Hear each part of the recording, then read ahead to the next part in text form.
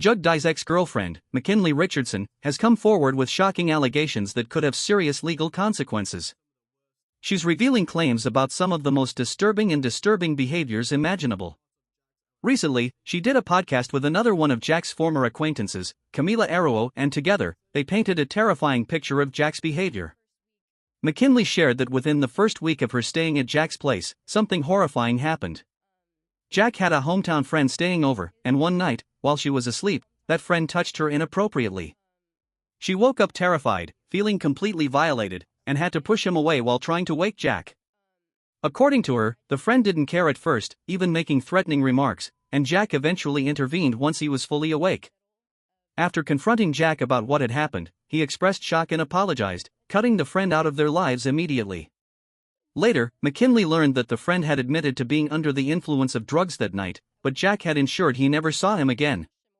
This incident alone is horrific, but unfortunately, it was just the beginning. McKinley described how Jack initially seemed like a caring, respectful partner. He opened doors for her, took her out to dinner, and appeared genuinely affectionate. In the early days, he acted like the ideal boyfriend, the kind who made her feel safe and protected. But as often happens in toxic relationships, once he had her trust, his behavior shifted dramatically. McKinley revealed that Jack soon became controlling, manipulative, and increasingly involved with substances. He was abusing Adderall, which made him hyper and erratic, and alarmingly, he was encouraging his employees to take it too. This wasn't just about Jack's personal choices, it put everyone around him at risk. McKinley said she would often watch him spiral, mixing alcohol with stimulants, leaving her scared for his health. As their relationship progressed, Jack pressured her into starting an OnlyFans account. He framed it as an ultimatum, making her feel she couldn't stay with him unless she complied.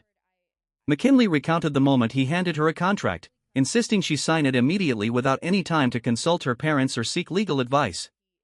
The contract even gave him ownership over her social media accounts, which she had built over years. Once she signed, Jack officially declared her his girlfriend, tying their relationship to her compliance with his demands. After that, McKinley said everything changed. Jack stopped treating her respectfully, dates and dinners disappeared, replaced by constant content creation. She described feeling exhausted, stressed, and depressed, even to the point of losing weight and neglecting her health. Meanwhile, Jack's streams became the centerpiece of their lives, with little regard for her safety or well-being. The dangers extended beyond emotional abuse. McKinley detailed moments where she was physically endangered, including a serious incident where a golf cart was flipped on top of her for content. She was badly bruised, possibly injured, yet Jack prioritized filming and attending other events over taking her to the hospital. McKinley also described a terrifying encounter in Compton, where she was nearly robbed at gunpoint while Jack filmed it as content. She was left feeling completely powerless, begging the assailants and fearing for her life, while Jack refused to stop streaming. According to her, his obsession with content came before her safety, her health, or her well-being. On top of this, Jack reportedly cheated on her, and when confronted, his excuse was baffling. He claimed he thought he was with McKinley. This level of deception, manipulation, and disregard for another human being's safety paints a shocking picture of his behavior. McKinley also shared that Jack would body shame her, constantly commenting on her appearance and comparing her to past photos. She described years of insecurity caused by his remarks, combined with the intense pressure to keep up with his lifestyle, content, and demands. Through all of this, McKinley emphasized that much of what she experienced was caught on camera, often without her consent, highlighting the toxic environment Jack created. From emotional trauma to physical danger, substance abuse, manipulation, and coercion, her account exposes a deeply disturbing pattern. It's clear from her story that Jack's relationship with McKinley was filled with control, neglect, and abuse, all masked by the guise of content creation and social media fame.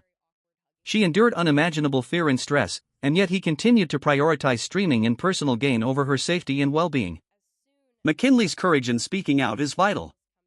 Stories like hers reveal the dark realities behind social media personas, especially when fame and money are involved.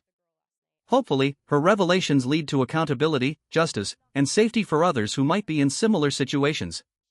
The podcast continues in a second, 3-hour segment, and it promises to reveal even more details about Jack's behavior. If you want a full breakdown, we'll cover it in a separate video, but for now, it's evident that McKinley endured trauma and manipulation that no one should ever experience. Jack Dye's actions, as described, show a pattern of abuse, exploitation, and disregard for human life and consent.